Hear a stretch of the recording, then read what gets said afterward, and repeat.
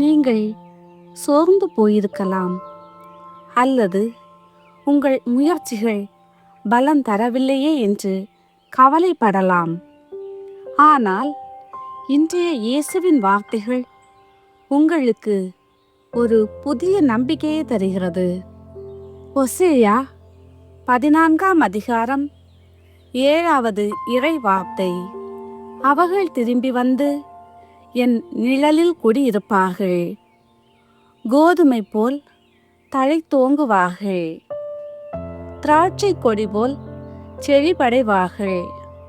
நீங்கள் உலகத்தின் அலைச்சல்களிலிருந்து ஓய்ந்து இறைவனின் சமூகத்தை தேடி வரும்போது இறைவன் உங்களுக்கு புகலிடமாக இருப்பார்.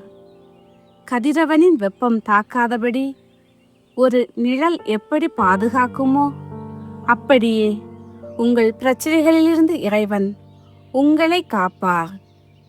கோதுமை என்பது ஒரு ஆசீர்வாதத்தின் அடையாளம்.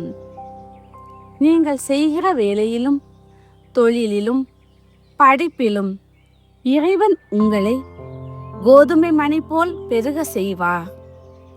30, 60, 100ஆக உங்கள் பலன் இருக்கும். திராட்சை கொடி படர்ந்து கனி கொடுப்பது போல உங்கள் குடும்பமும் சந்ததியும் மகிழ்ச்சியால் நிறைந்திருக்கும். பறந்து போன உங்கள் வாழ்க்கை மீண்டும் துளிர்விடும்.